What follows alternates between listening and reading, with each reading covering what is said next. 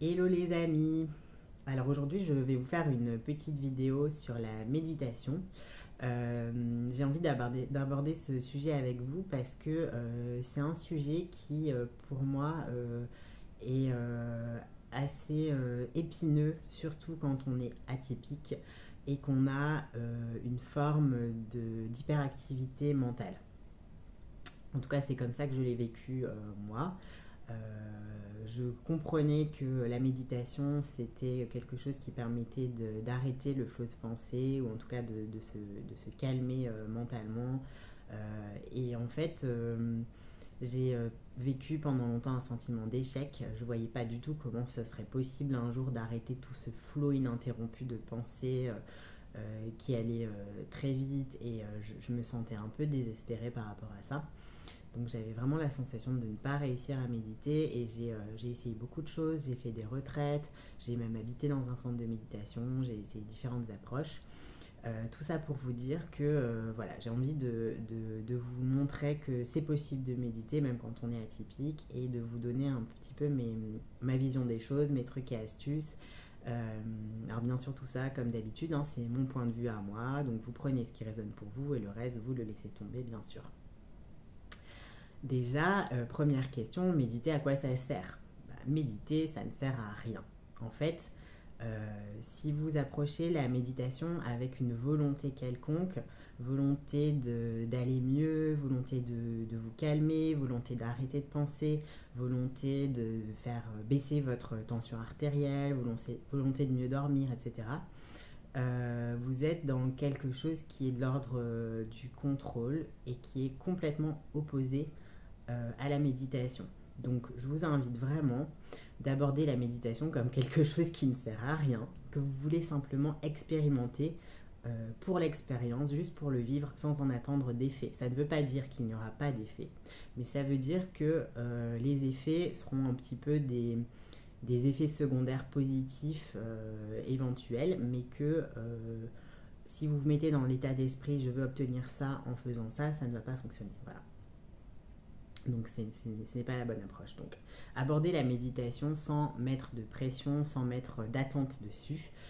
Ça c'est vraiment un conseil que j'ai à vous donner. En fait, ce qui se passe, c'est que la plupart du temps, dans la vie, on a des grosses lunettes, des grosses lunettes filtrantes qui altèrent notre perception de la réalité. Donc chacun a ses propres lunettes, on a tous des lunettes différentes, on a différents filtres qui s'ajoutent les uns sur les autres. Et ces filtres, ils nous permettent de dire ça c'est bien, ça c'est mal, ça c'est juste, ça c'est injuste, ça me plaît, ça me plaît pas, ça c'est ok pour moi, ça c'est pas ok pour moi, etc. etc. Donc ces filtres-là, ils ont pour fonction de juger la réalité. Et en fait, dans la méditation, on enlève tout ou partie de ces filtres. Pour moi, c'est ça la méditation. Donc pour moi, méditer, c'est donc quelque chose qui ne sert à rien et qui est une occasion en fait d'expérimenter la vie autrement. Donc ça, c'est pour le premier point. Maintenant, comment on fait? Comment on fait concrètement pour enlever ces filtres-là, ou en enlever une partie? Comment on fait pour être dans cet état de méditation? Alors déjà, ne le faites que si ça vous appelle, si vous en avez envie. Ensuite, donc pour enlever ces filtres, il y a une petite astuce qu'on utilise.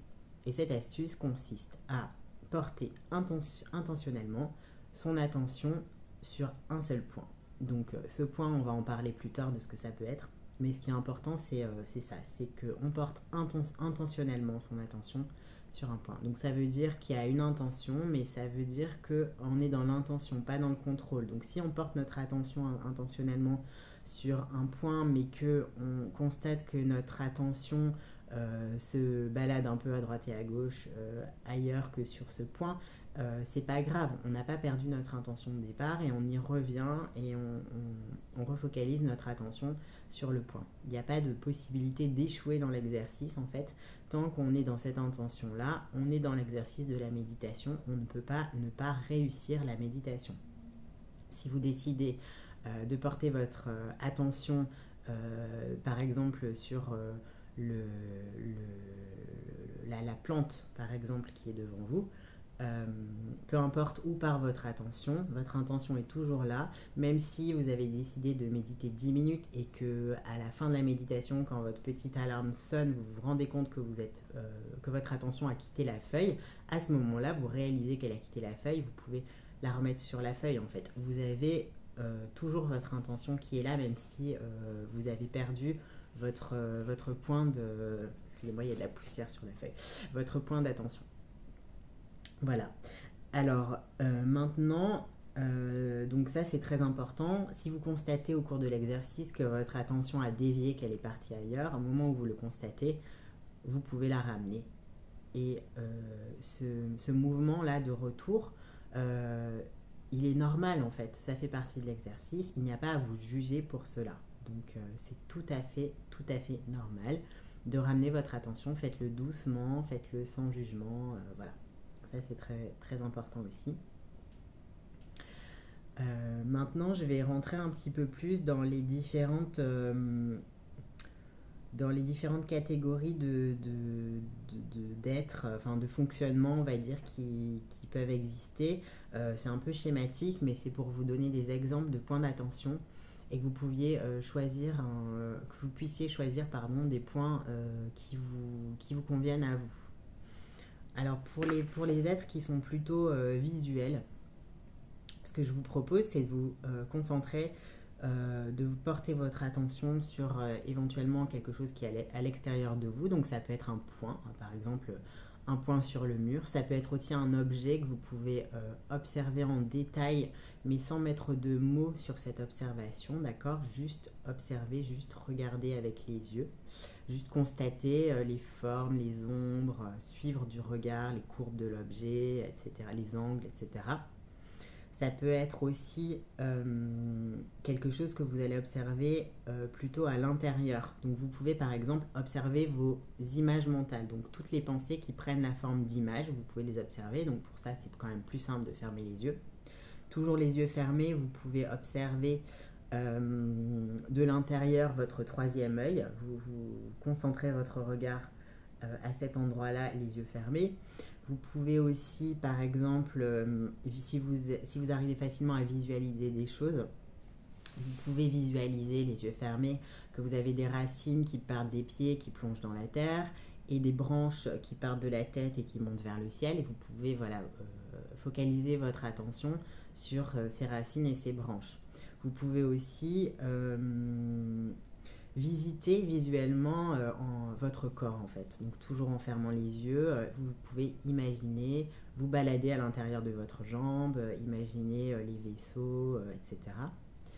Vous pouvez aussi visualiser par exemple une boule de lumière qui résonne au niveau du cœur, au niveau du plexus solaire. Voilà, c'est à vous de... Soyez imaginatif, imaginative, créez ce qui vous convient, mais vous pouvez choisir toute une multitude de points. Je conseille toujours au départ de commencer par quelque chose qui est à l'intérieur de vous, parce que l'idée de la méditation, c'est quand même d'abord d'observer l'intérieur. L'extérieur, on a quand même tendance à l'observer assez fréquemment au cours de la journée. L'intérieur, c'est moins fréquent. Donc ça, c'est pour les êtres qui sont plutôt visuels. Pour les êtres qui sont plutôt auditifs, vous pouvez prendre comme point d'attention les sons extérieurs. Ça peut être aussi le son de votre respiration, ça peut être des sons internes.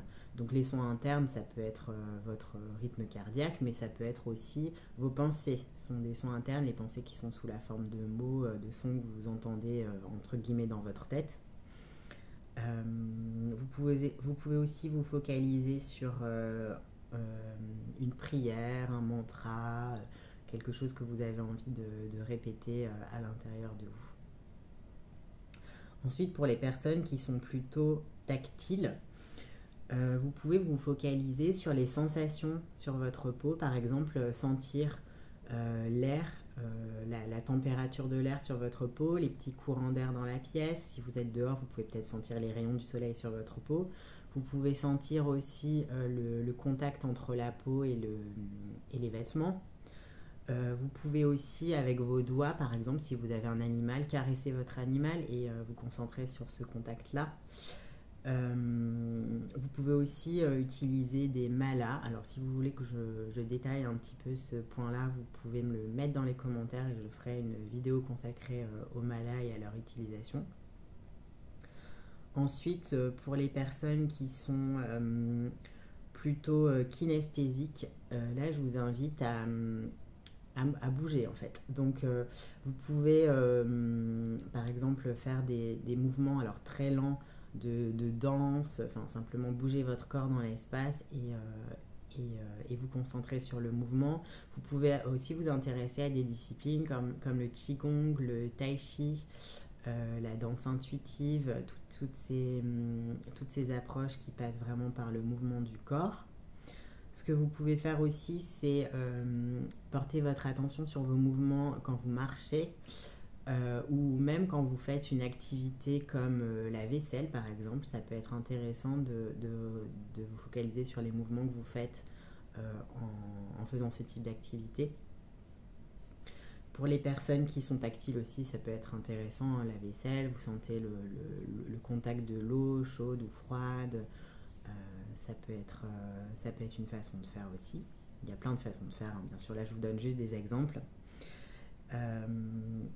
Et si votre façon de fonctionner, elle est plus à être connectée à vos sensations internes à l'intérieur du corps, que ce soit des sensations musculaires ou non, vous pouvez par exemple vous centrer sur les sensations corporelles que vous êtes en train de ressentir en ce moment. Donc par exemple, est-ce qu'il y a des picotements quelque part dans votre corps? Est-ce qu'il y a des tensions aussi? Est-ce qu'il y a des zones chaudes, des zones froides? Vous pouvez peut-être sentir aussi ce qui se passe au niveau de la digestion, au niveau de la respiration. Vous pouvez aussi visiter votre corps comme tout à l'heure, mais là pas visuellement, mais au niveau des sensations, vraiment sentir ce qui se passe dans votre pied, dans votre jambe. Vous pouvez voyager comme ça dans votre corps. Et ce que vous pouvez faire aussi, si ça vous parle, c'est vous intéresser au Yin Yoga. Yin Yoga, Y-I-N, plus loin, Yoga, Y-O-G-A. C'est une discipline dans laquelle en fait on maintient des postures d'étirement pendant quelques minutes et on sent vraiment beaucoup l'étirement musculaire. Donc si vous êtes sensible à ça, ça peut être intéressant aussi comme point d'attention de tenir une posture et de vous centrer sur la sensation musculaire. Voilà pour les petits exemples que j'avais à vous proposer. Sinon, il y a bien sûr la méditation assez classique sur le souffle, hein, de vous centrer sur l'inspire et sur l'expire. Mais ça ne fonctionne pas pour tout le monde. En tout cas, pour moi, par exemple, c'est pas du tout la bonne approche. Maintenant, j'ai encore quelques petits conseils à vous donner. Alors, déjà au niveau de la posture, donc bon, ça n'est pas valable si vous si vous choisissez des points d'attention qui nécessitent d'être en mouvement, mais si vous faites de la méditation en vous concentrant sur quelque chose de visuel ou d'auditif par exemple, je vous invite à être dans une posture où vous êtes capable de vous détendre, mais où vous ne risquez pas trop de vous endormir. Donc si vous vous endormez facilement dès que vous êtes allongé, évitez d'être allongé, mais ayez une posture confortable, mais quand même un peu droite pour rester éveillé. Et si par contre vous n'avez pas de risque de vous endormir en étant allongé, allongez-vous, comme ça vous serez pleinement détendu et ça sera très bien. Je vous encourage aussi à fermer les yeux si c'est possible. Et puis ce que j'ai constaté aussi, c'est que souvent quand on avait notamment un TDAH, ou en tout cas des particularités cognitives, ça pouvait être plus favorable de faire des séquences courtes de méditation plusieurs fois dans la journée, même si c'est 1 minute par-ci par-là, plutôt que de vouloir faire une session de 10 minutes à un moment et après de ne plus rien faire de la journée. Moi j'ai constaté, en tout cas dans mon expérience, que c'était beaucoup plus profitable. Et ensuite, ce que je voudrais vous dire aussi, c'est de vous amuser en fait là-dedans. Le but, c'est pas de vous mettre une discipline et de vous contraindre, c'est vraiment de vous amuser, essayer des choses, expérimenter différentes façons de faire. Si vous n'êtes pas du tout visuel, par exemple, ça peut être marrant de tester au moins une fois une méditation avec un point d'attention visuel juste pour voir ce que ça fait, et vous allez peut-être constater que vous n'arrivez pas du tout à rester attentif et qu'il y a énormément d'allers-retours, mais en fait c'est pas du tout un échec, et c'est ça la méditation. La méditation, c'est vraiment d'accueillir ce qui est là, d'accueillir la réalité telle qu'elle se présente à vous, sans chercher à la changer, sans la juger. C'est vraiment un exercice de lâcher prise, en tout cas dans ma conception à moi. Voilà, je vous invite à expérimenter. N'hésitez pas, après vos expérimentations, à venir faire des petits retours dans les commentaires, ça sera intéressant pour tout le monde. Et puis, je vous ferai sûrement une autre vidéo sur le sujet prochainement, peut-être sur la manière dont c'est possible d'implémenter tout ça dans la vie quotidienne, plutôt que de faire des sessions, on va dire, formelles de méditation. Voilà, si vous avez des questions, n'hésitez pas. Si cette vidéo vous a plu et que vous pensez qu'elle peut servir à d'autres personnes, n'hésitez pas à partager cette vidéo. Vous pouvez vous abonner à la chaîne pour recevoir des notifications à chaque fois qu'une vidéo est publiée. En général, en tout cas en ce moment, j'en publie à peu près une par semaine. Voilà, et puis je vous laisse expérimenter tout ça et je vous embrasse. À bientôt.